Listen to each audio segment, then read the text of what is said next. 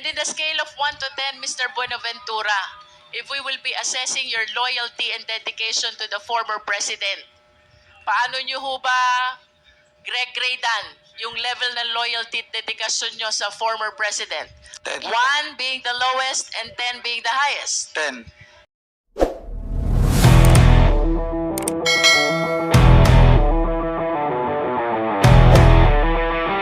Narinig ko lang.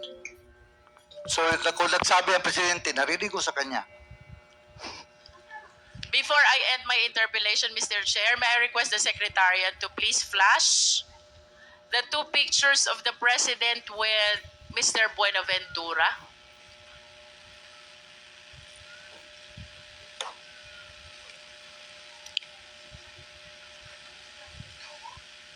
Was working with President Duterte, then Mayor Duterte of Davao City.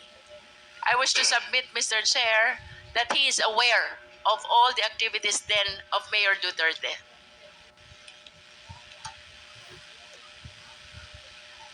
Secretariat.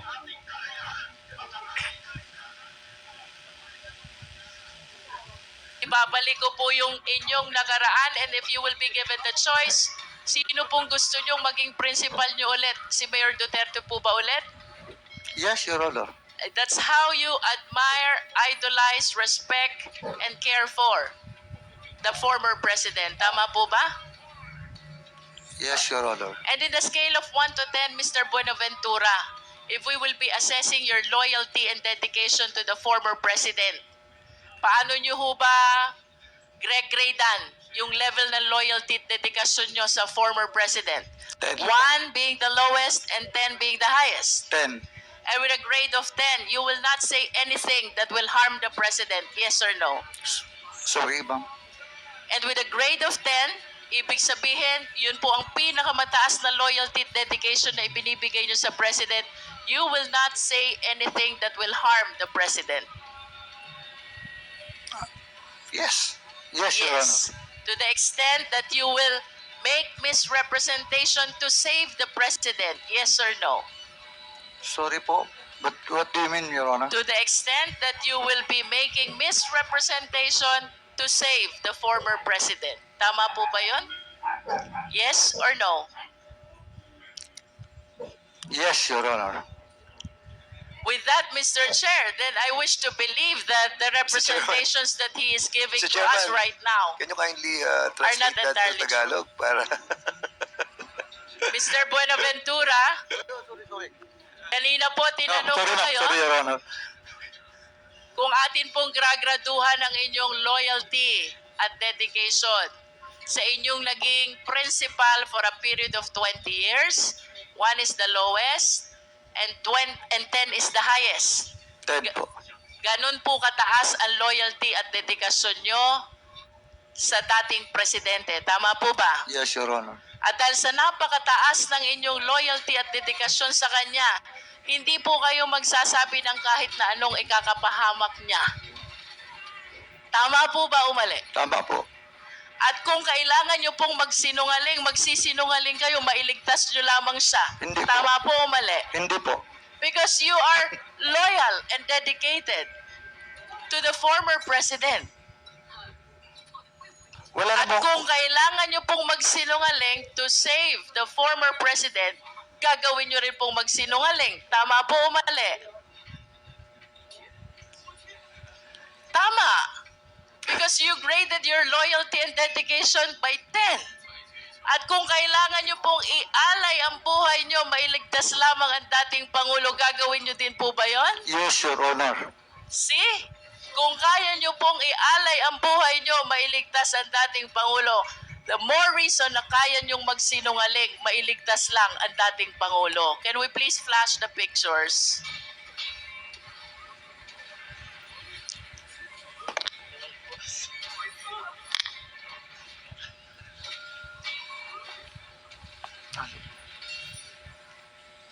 Next picture, please.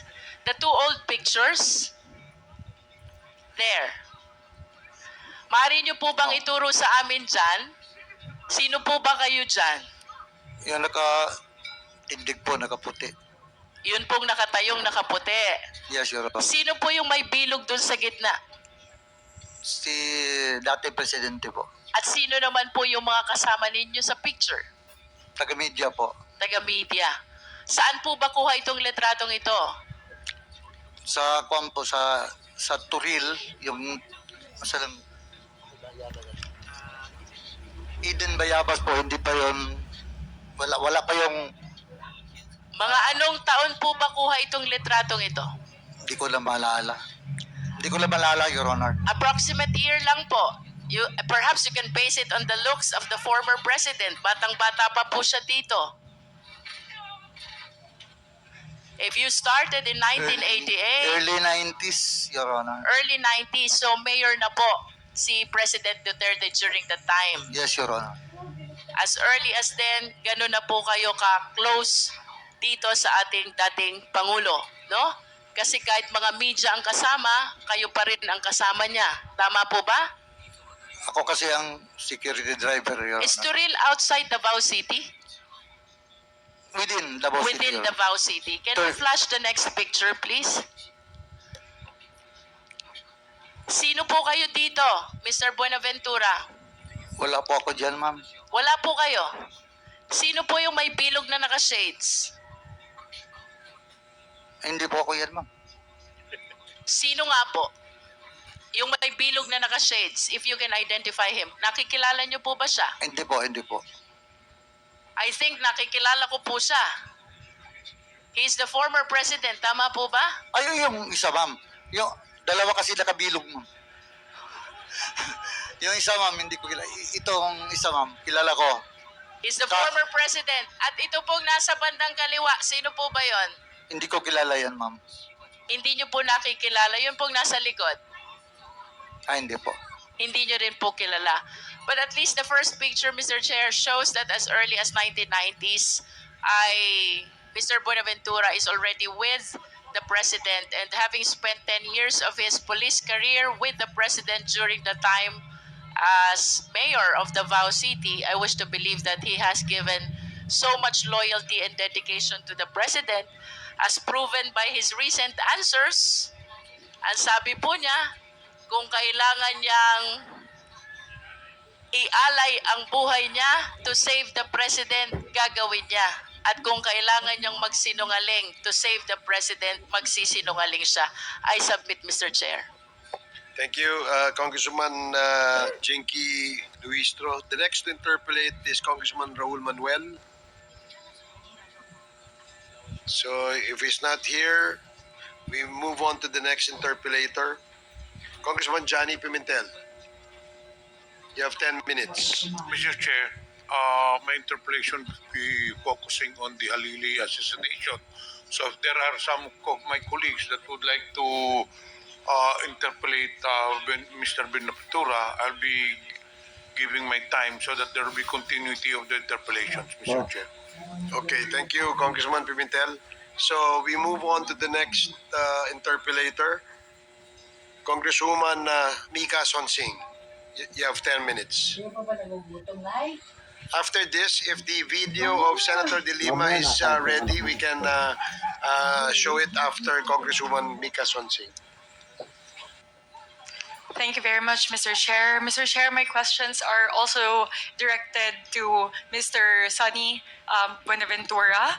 Mr. Sonny, gusto ko lang pong susugan yung ilang mga binanggit niyo po kay Congresswoman Jinky. Yung una po ay kinumpirma niyo po na ang tawag po kay former President Duterte ay Superman. Tama po ba? Yes, Your Honor. Sinabi niyo po kanina na tawag po yun sa kanya bilang call sign. Pero yun din po ba ang tawag sa kanya ng mga kapulisan at yung iba niyo pong mga katrabaho? Hindi ba, Your Honor? Sa radio lang po namin, Your Honor. Call sign niya sa radio. Bakit po Superman yung tawag po kay Presidente Duterte? Kami lang nagkuha niya, Your Honor. Parang, Sa inyo pong magkakasama, dahil napakatagal po, ilang dekada, mula po 1988 hanggang 2008, ay 1988. Opo, 2 dekada po nakasama nyo si Presidente Duterte. Meron po kasing mga lingo kung alam niyo po yun, di ba, sa mga kapulisan, meron Opo. kayong mga salita na nakakasanayan nyo na sinasabi sa isa't isa. Maaari niyo po bang kaming paliwanagan kung ano yung ibig sabihin ng salitang labyog? Labyog. Tapos, Opo. Meron po ba mas labyog itapon po saan? Ano po ang itatapon at hindi ko saan masyadong itatapon? buwan yung labyog bang parang ganun. Opo, kasi po, ayon po sa aming sources, ang labyog po ay to kill or dump a dead body ng isang biktima. Hindi ko po alam. Maaari niyo po bang sabihin sa amin yung ibig sabihin ng manho na? Manho? Manho.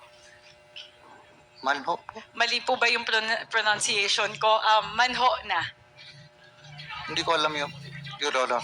Opo, binanggit po ito kasi ni Mr. Las Cañas sa kanyang affidavit na ang manho na ay ibig sabihin napatay na o tapos na yung pag-dispatch siya sa isang katawan. Familiar po ba kayo dito sa salitang ito? Manho na at labyog. Hindi po, Your Honor. Okay po. Mr. Buenaventura, tinanong po ito ni Congresswoman Jinky kanina. Kilala niyo po ba si SPO4 Ben Laud? Yes, Your Honor. Opo. Sige po. Dahil po kinumpirma niyo po iyon, babalik po ako dun sa inyong opening statement kanina kung saan sinasabi niyo po na pagkatapos po ng December 2008, kayo po ay nagretiro na. Tama po ba? Nagretiro na po kayo sa kapulisan, Yeah, December 2008, Your 2008. Honor. Yeah. At uulitin ko lang po, kukumpirmahin ko lang po, ang sinabi niyo sa opening statement ninyo na pagkatapos po ng taong 2008 ay tumigil na po kayo na maglingkod bilang driver bodyguard ni dating Pangulong Duterte. Tama po ba? Yan po totoo. Yan po ang totoo, Your Honor. Meron po ba kayong kahit anong koneksyon sa kanya pagkatapos ng taong 2008? Ng campaign period, wala po ako. Nung naging presidente siya, Your Honor, wala po ako. Hindi ako. Once na ako nakapunta ng Malacanang, yung pasyal lang, nagpasyal with my family. Ganun lang po. So, ibig sabihin po, mula taong 2009 hanggang kasalukuyan ay hindi nyo na po siya nakakasama, hindi nyo na po siya nakikita. Hindi na po. Sige po. Under oath po kayo, Yes, Your Mr. Honor. Buenaventura. Meron po kasi akong dalawang babanggitin na nabanggit po ni Mr. Las Cañas sa kanyang affidavit na dalawang pagkakataon na kayo po ay nadawit sa isang pangyayari na nangyari pagkatapos ng taong 2008. Uunahin ko po yung nabanggit sa paragraph 228 ng Las Cañas affidavit. Tinatawag po ito na death of a hired woman allegedly due to a freak accident involving Mayor RRT. Ito po ay, ang timeline po nito ay pagkatapos ng taong 2008. Baka po hindi nyo nabasa, kaya ipapaliwanag ko po ang laman yes. nito. Nakalagay po dito ayon kay Mr. Las Cañas na noong taong 2009, noong nagsisimula po yung investigasyon nila Senator De Lima ng CHR patungkol po sa existence ng DDS, tumawag po kayo kay Mr. Las Cañas. Inuutusan po siya na imbis na kayo ay sunduin niya po ang dalawang kababaihan at dalhin mula po sa ET KTV Music Bar na pagmamay-ari ni Mr. Charlie Tan para dalhin po sa tinatawag na Superman's Obrero Safe House. Ito po ay naganap ng taong 2009. Kayo po ang tumawag kay Mr. Las Cañas para po dalhin itong dalawang kababaihan na ito dito po sa Superman's Obrero Safe House. At sinabi niyo po na si Superman ay si dating Pangulong Duterte. So masasabi po ba natin na itong Superman's Obrero Safe House na ito ay safe house ni dating Pangulong Duterte? Hindi po totoo yun, ma'am. Hindi ko tinawagan si Las Cañas para magkuha ng babae, dalawang babae. Ma'am, honest, hindi ko talaga tinawagan si Las Cañas. hindi lang po ito isang beses nangyari. No. Base po sa kanya affidavit, ito pong lihim na pagdala ng mga babae sa Superman's Obrero Safe House ay ilang beses nyo pong inulit na inutos sa kanya at sa ibang pagkakataon pa po, kayo pa yung nag-aabot ng 10,000 pesos sa kanya sa tuwing natatapos nyo po yung delivery. No, hindi talaga yan totoo, ma'am. Hindi. Hindi. Your Honor, hindi talaga totoo yan. Hindi nyo lang kilala si Las Cañas. Hindi nyo lang kilala si Las Cañas. Ito po ay yung unang pagkakataon na sinasabi ko, dalawa lamang po kayo. Sasabihin ko po, babanggitin ko yung dalawang pagkakataon na nasa subheader po sa affidavit na The Massacre of Subdivision Construction Workers. Ang timeline po ay taong 2010 hanggang 2013. Muli pagkatapos po ng December 2008. Dito po, sinasabi po ni Las Cañas na kayo po ay tumawag sa kanya, inutusan po na pumunta kayo sa Laud Quarry para po kitain si Ben Laud. At doon po ay naghihintay si Mr. Sammy Uy at si Madam X. Hindi totoo yan, ma'am. Your Honor, hindi talaga totoo yan. May tanong ko lang, ma'am. Apidabit pa yan ni Las Cañas. Opo. Point of order. Marami kasi siyang Point apidabit, of order, Your Honor. Mr. Chair. Point of order. Are we allowing the guest to ask the member a question? No, based on the rules, we are not allowing any guest to ask questions to the members Please of this refrain from committee. asking questions to the members. Sorry, of, Your Honor. Just Sorry, Your Honor. answer the questions Sorry, being Your asked. Honor. Thank you very much, Mr. Chair. Thank you, Congressman Adyong. Ito po, sasabihin ko po yung nilalaman nito kasi medyo mabigat po yung akusasyon sa inyo at yung level po ng inyong pagkakadawit. Inutusan niyo po siya na pumunta sa Laud Quarry para mag-coordinate kay Ben Laud para po sa isang importanteng operasyon. Nandun si Mr. Sammy Uy at ang isang Madam X. At doon po ay natagpuan ni Las Cañas na meron pong 6 hanggang 7 na bangkay ng mga construction workers na nineutralize ng grupo ni Ben Laud. At pinagalitan nyo pa daw po, kayo pa mismo, nung rineport sa inyo ni Las Cañas na na-neutralize na o patay na yung mga bangkay at nasaksihan ni Mr. Sammy Uy at ni Madam X ang pagkakapatay sa mga taong ito, na nagalit pa daw po kayo kay Las Cañas na bakit hinayaan niya na makita ni Sammy Uy at ni Madam X yun. So kung wala po kayong involvement doon po sa grupo, at kung hindi po mataas yung inyong kinatatayuan doon po sa grupo at hindi po kayo involved dito sa grupo na ito, bakit po sa inyo magre-report si Las Cañas? Hindi siya nag-report sa akin, Your Honor. Hindi siya nag-report. Hindi kami nagkita sa Laud Quarry. Yung sinabi niyo, wala talaga yun, Your Honor. Yung 7 patay, sinabi niya na pumunta ako, wala yan, Your Honor. Wala talaga yan. Hindi totoo yan. Hindi, Your Honor. Mr. Chair, it's the word of Mr. Sonny Buenaventura against the affidavit of Mr. Las Cañas. Yes, Your Honor. But for the record, Mr. Chair, I am contending the statement of Mr. Las Cañas, Mr. Buenaventura, that he has had no affiliation with President Duterte after year 2000. Yes, Your Honor. Kasi po, sinasabi po dito na kayo pa, dinala nyo po, inutusan niyo po si Mr. Las Cañas na dalhin si Mr. Sammy Uy at si Madam X doon po sa isang restaurant kung saan naghihintay po ikaw at si dating Pangulong Duterte sa kanila pagkatapos po ng operasyon. Taong 2010 hanggang 2013 po ito naganap, Mr. Sonny Buenaventura. Hindi po totoo yan, Your Honor. Hindi totoo yan.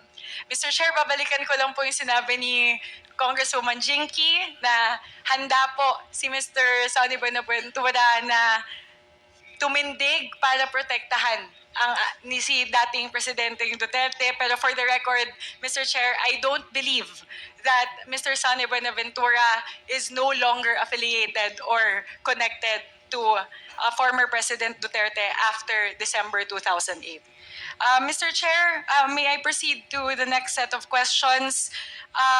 Babalikan ko po Familiar po ba kayo doon sa quarry ni SPO4 Benlaod? Yes, Your Honor. Property po ni Bin Laod yun. Opo. Alam niyo po ba kung gaano kalaki itong property na ito? At Hindi saan po. po yung lokasyon nito? Hindi po yun. Sa Maa yun. Mahalaga po ito, Mr. Sonny Bonaventura. Nakapunta na po ba kayo sa Laod Quarry? Firing range po, Your Honor. Minsan mag-firing kami doon. So ito, may firing range po sa Laod Quarry? Yes, Your Honor. Kasi po ang pagkakalarawan po ng Laod Quarry ay ito po ay mass grave. So meron pong firing range sa Yes. gitna po ng mga batuhan Oo. at mga lupa. Yes, Your Honor. So sinasabi niyo po na pamilyar kayo sa Laod Quarry. Dahil nakakapag-firing po kayo eh. Ibig sabihin Sa na firing area, Your Honor. Sa firing area. bakit meron po bang ibang area ang Laod Quarry bukod sa firing Maliit ba na area? yung firing area, Your Honor? Yun doon, hindi ko na alam. Abay, hawakan mo naman. Ano po yung nandoon? So malawak. Kasi pag nag-firing Hindi ko alam, ka, pero- hindi mo makikita yung dulo eh. Ilang Hindi ko alam, hektar- hindi ko alam, Your Honor, kung gaano kalaki. Ano po yung taya nyo sa laki noong Laod Quarry base po sa nakikita nyo pag Hindi ko kayo po ay alam, Your nagpa-firing? Honor. 2 hektarya po ba? Kasi kung less than 5 hectares yan, kapag tinignan mo yan mula saan kayo nagpa-firing, kita mo yung dulo niyan. Hindi So ko po alam, malaki po Your yun. Honor. Hindi ko pa alam, Your Honor. SPO4 Bonaventura, kayo po ay parte ng kapulisan. Marunong po kayo mag-estimate ng laki ng isang lugar. Ilan pong hektarya ang tinataya nyo na sukat ng Laod Quarry?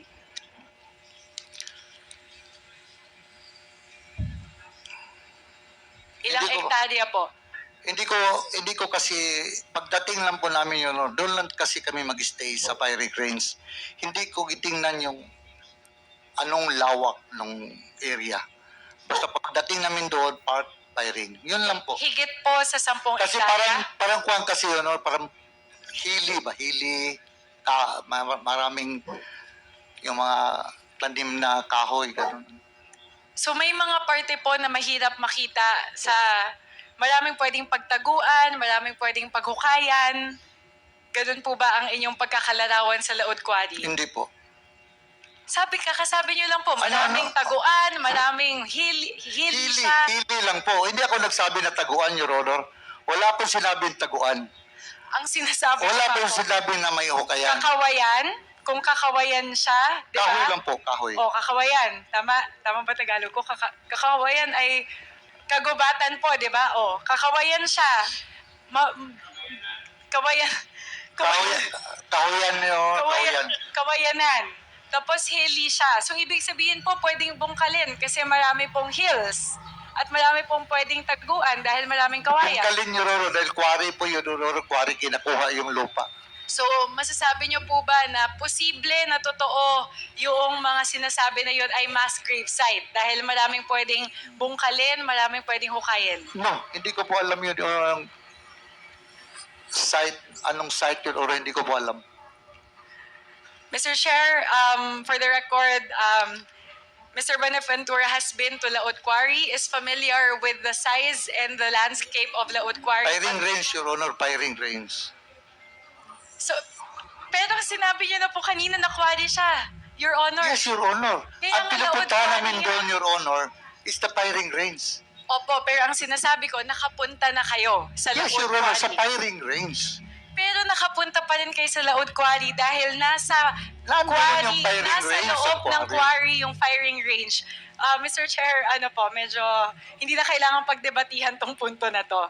Pero ang mahalaga po, nakapunta na po sa Laod Quarry Yes, si Your Honor. Mr. Bonaventura. Firing range, Your Honor. Alam niya ang firing range. itsura at laki ng Laod Quarry na may laman na firing range sa loob. Okay na po? Okay. Yes, Your Honor. Okay, sunod po, Mr. Chair, tatanungin ko lang po, kasi po sinabi po ni Colonel Garma na meron pong reward system na meron pong reward system para po doon sa operation sa national na level. Alam niyo po yung testamento niya na yon, di ba? Testimonya niya. Sa affidavit niya po, Your Honor. Okay, familiar po. At sinabi din po ni Colonel Garma na galing po sa Davao template yung kanila pong inimplement sa national na level. Hindi ko po alam, Your Honor. National na yun, Your Honor. Pero yun po yung sinabi niya sa kanyang affidavit. At sinabi po niya na binase po nila ito sa Davao template kung saan may reward. Kaya po ito, tatanungin ko po sa inyo na sa inyo pong eksperyensya, nung kayo po ay parte ng kapulisan sa Davao, kayo po, kinukumpirma niyo po ba na merong Davao template na meron pong reward system Wala po, Your Honor. para po sa mga kapulisan? Hindi ko po yan alam, Your Honor. Sinasabi po kasi na sa reward system na ito, noong alkalde si former President Digong, nakakatanggap po ng mga reward ang kapulisan sa bawat pagpatay. Alam niyo po ba itong, familiar po ba kayo dito? Hindi po, Your Honor. Mr. Buenaventura, may bangko po ba kayo noong kapanahunan na kayo po ay polis sa Davao? Sorry po. Meron po ba kayong bank account noong Yes, Your panahon po Honor. na kayo ay polis? At nung kayo po ay naging bodyguard ni former President Duterte? Yes, Your Honor. Willing po ba kayo, Mr. Buenaventura, na mag-waive ng bank secrecy para po ma-verify po natin yung Pamalayan. laman po na inyong bank accounts? Your Honor, yung bangko ko po, pampamilya lang yon. Pag may sahod ako, may mailagay ako. Walang ibang kwanton, walang ibang transaction. Wala ibang transaction, honestly. Para lang yon sa pamilya ko. Pero Mr. Buenaventura, kung wala po kayong tinatago, kung malinis po yung mga pasok at labas ng pera at yung mga transaksyon doon ay para lamang sa inyong pamilya, ulitin ko po ang inyong tanong, kung wala po kayong tinatago, willing po ba kayo na i-waive ang bank secrecy para po Pampamilya sa ko inyong lang mga po yun, bank? Your Honor. Pampamilya. Mr. Buenaventura, Hindi ako at na-involved ito po sa ibang ay bagay yes na may or pera. no Mr. question. Sorry po. O ba't nakangisi ka? Sani, Hindi, Your Honor. hintay mo muna na-recognize ka. Yes, Your Honor. Yes, Your Honor. Sorry po, Your Honor. Please proceed. Thank you very much, Mr. Chair. Ulitin ko po, napakasimple po ng tanong ko, Mr. Buenaventura. Oo o hindi lang po ang sagot ninyo sa aking tanong. Kung wala po kayong tinatago sa inyong mga bank accounts, willing po ba kayo na i-waive ang bank secrecy para sa inyong bank accounts? Sa sinasabi ko po, wala akong ibang transaksyon sa bangko ko. Pampamilya ko lang po yun, pampamilya. Mr. Mr. Buenaventura, Chairman, can I be Yes, recognized? with the indulgence of Congresswoman Sonsing. yes, Mr. Chair. Congresswoman Paduano. Mr. Chairman, the resource person is not answering the question directly raised by the Honorable Sansing. Please answer directly the question. Yes, Your Honor. Yes or no lang naman yun eh.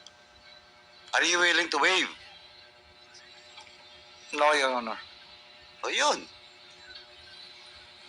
Okay. Thank Sorry you, po, Congresswoman Your Honor. Paduano. Please proceed, Congresswoman, and please wrap up. Thank you very much, Mr. Chair. In that case, Mr. Chair, mapapaisip po ang ating komite, bakit po ayaw mag-waive ng bank secrecy si Mr. Buenaventura? Meron po ba siyang itinatagong yaman sa kanyang bank account? Marami po ba siyang nakuha mula sa sinasabing reward system? Meron po ba siyang mga nakuha na pera na labas sa kanyang sahod nung siya ay police? Yan po yung mga tanong na paulit-ulit po naming tatanungin, Mr. Buenaventura, at ang tanging paraan po para mapabulaanan nyo yung aming iniisip dito sa komite na meron kayong tinatago ay sa pamamagitan ng pag-waive ng inyong bank secrecy. Ganito po, Your Honor. Yung pera ko sa bangko ngayon, 4,000 plus, doon ko kinakuha yung parang sa gamot ko, lagyan ko ako. Parang 4,000 plus lang yun, Your Honor. Meron ako dyan sa Upsly, 200,000 sa Upsly. Yung sa bangko ko sa PNB, 4,000 plus lang yun, Your Honor. 4,000 plus. Yung pera ko talaga. Mr. Chair, kung ang total po ng pera ni Mr. Sonny Buenaventura ay 12,000 pesos, siguro naman po okay lang na i-waive nyo yung bank secrecy. Yun, nandiyan ba yung passbook mo? Pakita ko sa iyo yung passbook ko, Your Honor. Willing po ba kayo na gawin yan ngayon, Mr. Buenaventura? Nasa Davao po. Mr. Chair, for the record, Mr. Buenaventura has refused to waive the bank secrecy for this committee, Mr. Chair. Mr. Chair, 3 quick questions lang po before I end. Mr. Buenaventura, kilala niyo po ba si Mr. Michael Yang? May-ari po ng DCLA, Your Honor. Nakita niyo po ba kasi sa 2 dekada po na kayo ay magkasama ni former President Duterte, nakita niyo po ba silang magkasama? Hindi na nga, Your Honor. Hindi ako nakasama kahit sa Malacanang, sa Manila. Hindi na po ako nakasama, Your Honor. Base po mismo sa testamento ni Pangulong former President Duterte, mula pa po 1990s ay kaibigan niya na po si Mr. Michael Yang. At kayo po ay security at driver bodyguard niya na mula po 1988 hanggang 2008. Kung napakalapit na kaibigan niya po si Mr. Michael Yang, siguro naman po kahit isang beses nakita niyo na po silang magkasama. Nung sa Davao po, yung nag-duty pa ako kay Mayor Duterte noon, hindi ko nakita, Your Honor. Nagkasama sila.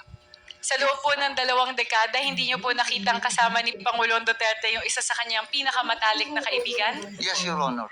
Mr. Chair, mas nakikita ko po na nagsisinungaling na si Mr. Sonny Buenaventura. Kahit yung napakasimpleng tanong na nakita niya ba na kasama ni Pangulong Duterte si Mr. Michael Yang, sa dami ng pagkakataon na magkasama po kayo ng 2 dekada, hindi niyo siya nakita. Mas iniisip ko po kayo ngayon na nagsisinungaling kayo. Pangalawang tanong po, kilala niyo po ba si Mr. Sammy Uy? Yes, Your Honor.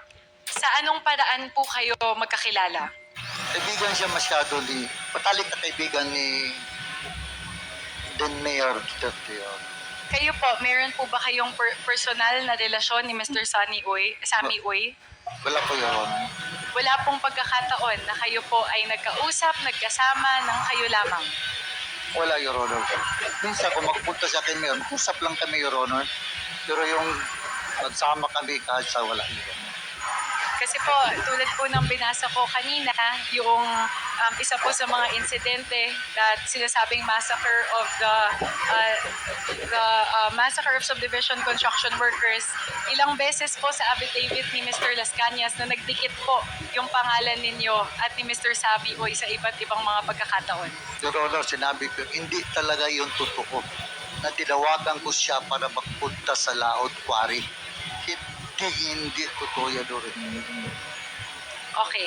Isang tanong lang po. Sinasabi po kasi na si Sammy Uy ang dahilan kung bakit nagkakilala si Michael Yang at si dating Pangulong Duterte. Kinukumpirma niyo po ba yon base sa inyong kaalaman? Sa akin yun, yung up to 2008, hindi ko talaga, siguro after that year, Your Honor, siguro. Pero po, Mr. Buenaventura, 1990s pa po nagkakilala si Pangulong Duterte at si Mr. Michael Yang. Kaya kung nangyari po yung pagkakilala na yun, 1990s, wala pa Your Honor, wala pa yung DCLA, 1990s. pero mismo si Pangulong Duterte na po ang nagsabi na 1990s niya pa malapit na kaibigan si Michael Yang. So sinasabi niyo po ba na nagsisinungaling si Sila Pangulong siguro, Duterte? Your Honor. Okay. Ito po siguro, panghuli na talaga, Mr. Chair. Kilala niyo rin po ba si Mr. Charlie Tan? Hindi, Your Honor. Hindi niyo po siya nakita kailanman nakasama po ni Pangulong former President Duterte? Hindi po. At hindi niyo din po siya kailanman nakita na kasama ni Congressman Pulong Duterte? Hindi po. Sige po. Yun lang po, Mr. Chair. Yun po yung aking mga katanungan para po kay Mr. Sonny Buenaventura. Maraming salamat po, Mr. Buenaventura. Thank you, Congresswoman. Mr. Chair. Yes, I just wanted to... Yes, is that an interjection? No, just quick. Very quickly. I just wanted to ask, Mr. Chair, there's a gentleman wearing a white barong behind Mr. Buenaventura. Kanina po nag-uusap sila. Hindi ko po kilala kung sino po yung lalaki. He is the lawyer of... He's the lawyer. Kayo po ang abogado ni Mr. Buenaventura. Yes, Mr. Chair. I already entered my appearance earlier. And Mr. Buenaventura employed your service desk. Yes, Mr. Chair. Ang kasi gano'n lang yung pera na kinikita ni Mr. Buenaventura. Yung ba, pro bono to o Maybe fresh yung kaibigan, Mr. Chair. ha? Fresh yung kaibigan po. Siya po ang nagbabayad sa inyo, wala iba? Yes, sir. I just wanted to ask that, Mr. Thank you very much. I just wanted to get Chair, clarified. thank you, Congressman Agdias Suarez. Congressman Abante, you're recognized. Mr. Benaventura, hindi nyo kilala si Las Cañas? Kilala ko po. Kilala nyo? Kailan nyo nakilala? Kapwa pulis po kami. Kapwa pulis po kami, Your Honor. Si Michael Yang, hindi nyo kilala? Kilala ko po siya pero hindi kami kaibigan. Hindi kami nagsama. May-ari ng DCLA.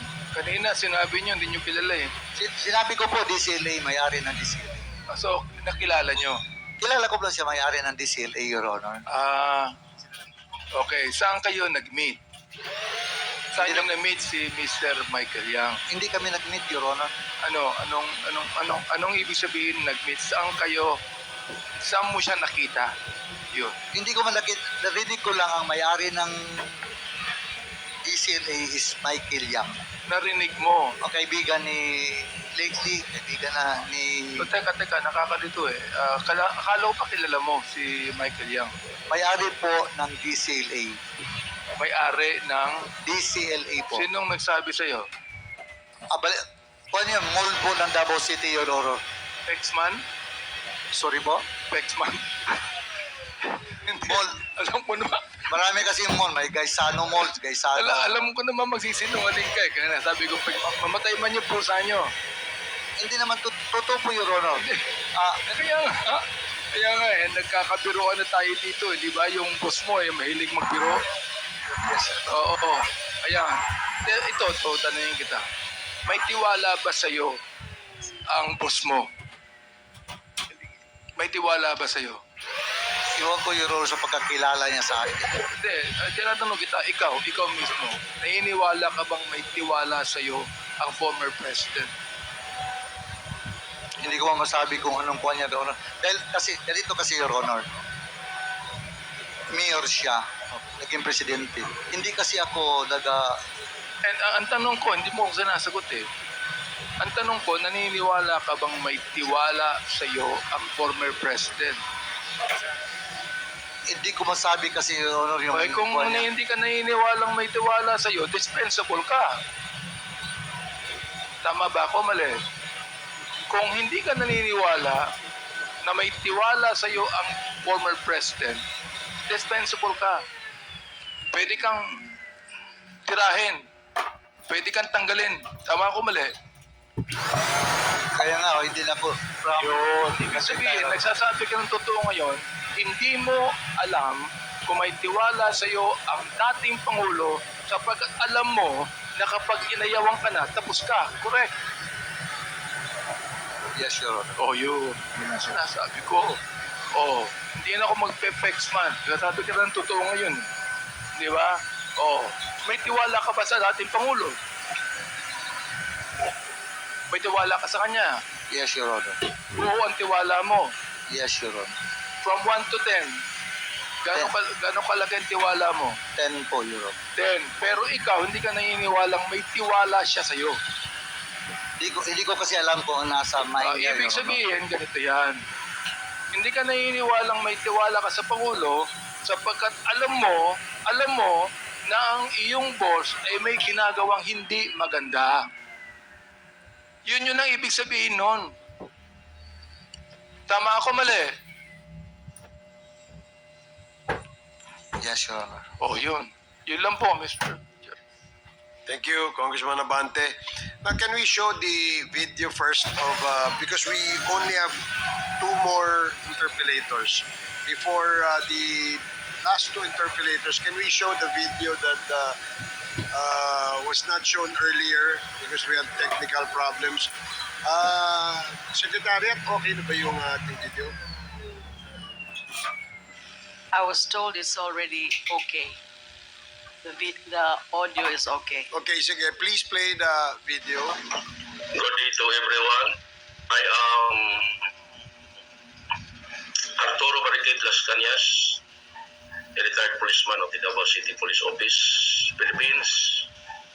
I was born in Davao City, December 16, 1960.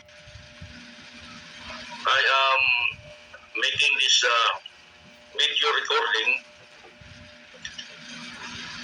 certifying that I am the one to affix my signature, Arturo Barricade Las Cañas. I am the author of this sworn statement, composed of 186 pages and 295 paragraphs. It is my own free will in accord. Walang nagtuturo sa akin, walang nagtatakot sa akin. It is my own free will. It is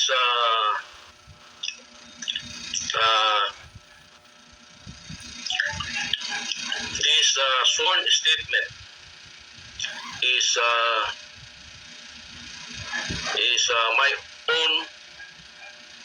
my own making, which has the following conclusion. Based on my personal knowledge and experience inside the Duterte Death Squad, or Davao Death Squad, for more than 20 years as police intelligence operative and investigator for 34 years in 8 months. The following are my conclusion. A. I say and declare honestly and truthfully that the person of Mayor Rodrigo Rua Duterte and his son, Paulo Pulong Duterte, are directly involved with the illegal drug trade in Davao City. Mayor Rodrigo Rua Duterte is in partnership with Michael Yang in Sami Oy and Pulong Duterte in partnership with Charlie Tan. Mayor Rodrigo Rua Duterte also had police officers in the person of Bato, former Colonel, Police Colonel Den Bato de la Rosa, and Wilkins Villanueva in the illegal drug trade.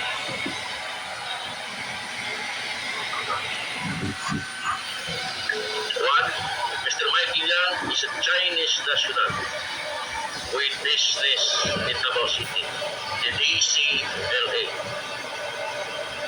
around the 90s. Based on my enumeration of cases above, Michael Yang is a drug lord and the boss of Alan C., the manager of the Shabol laboratory that was raided by PDEA in December 31, 2004. In 2012, the Shabol laboratory workers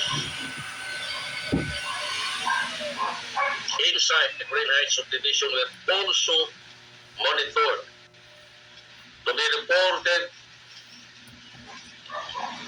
to Michael Yang's DCLE office in Davao City, to Mr. Sami Oy as an import-export business in Davao City. He also owns a big cockpit arena in Matina, Davao City. Mr. Sami Oy is Mr. Michael Yang's patron friend in Davao City. I know it through Mr. Michael Yang's customs broker, Mr. Randy Usman, my friend and associate in smuggling activities in the port of Davao in year 2012. Randy Usman was Mayor Rodrigo Rua Duterte's deputy mayor for the Maranao tribe in Davao City. Also, in the massacre of subdivision construction workers I discussed above. Samioy was a participant in the said murders deep in Laod Quarry. The DDS group of the Duterte Death Squad group, on orders of Mayor Rodrigo Rua Duterte, erased the workers because they informed the police, which is our group, about the existence of the Shabu Laboratory in Green Heights subdivision, which was owned by Michael Yam. 3. Mayor Rodrigo Rua Duterte, Samioy, and Michael Yam are friends and close to each other. I saw them personally together in hotels in Davao City in several occasions. Mr. Samioy is a long-time bosom friend of Mayor Rodrigo Rua Duterte in Davao City.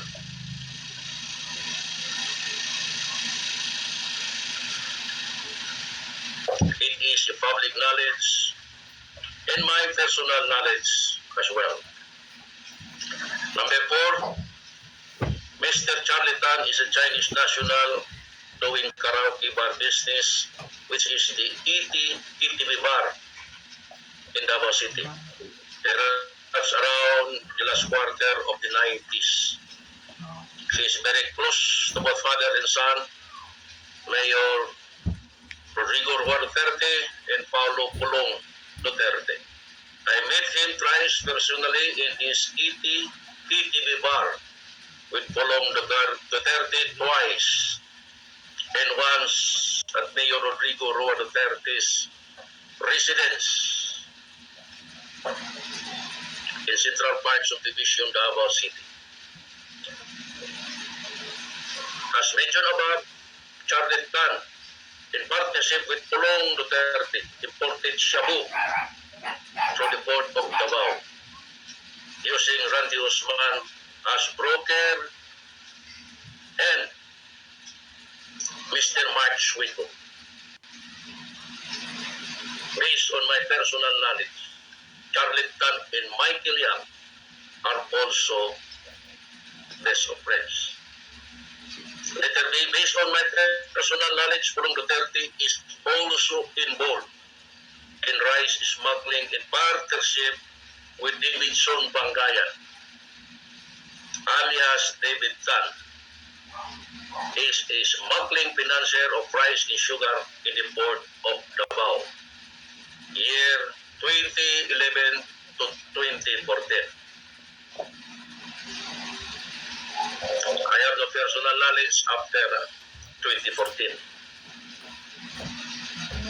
Especially during the time of customs collector Attorney Bangkoy, Stewart Santiago, and Mark Schwiko front for Davidson Bangayan, alias David Tan.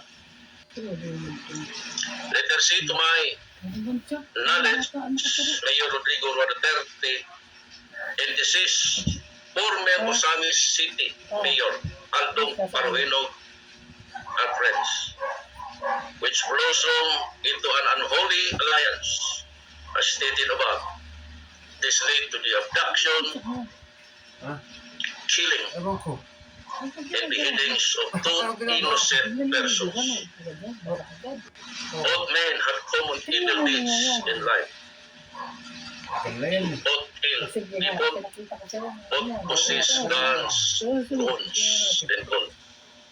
Interestingly, both men were friends and protectors of Mr. Michael Yam, the drug lord. Both were mobsters disguised as public servants. I personally witnessed when Police Major Ernesto Macasain introduced Aldong Paruino to Mayor Rodrigo Rua Duterte during a dinner in a Chinese restaurant in the vicinity of Victoria Plaza Mall in Davao City. It was several months after the abduction of the entire Muslim family, the Patasaha family of General Santos City. That dinner meeting resulted to a verbal covenant between Mayor Rodrigo Roa Duterte and Aldong Barohino. I believe President Rodrigo Roa Duterte ordered the killing of Aldong Barohino because they know too much of each other in the field of gangsterism and barbarism. One mobster, Mayor, now President Rodrigo Roa Duterte, had to outdo the other to preserve and protect his deep-dyed persona in a treacherous way with the presumption of legality and regularity through police operation. For he is now labeled as His Excellency. The whole Double Squad network was used as Mayor Rodrigo Roa Duterte's personal killing machine. They took advantage of our blind loyalty to him and our greed for money to promote and protect his personal and political interests.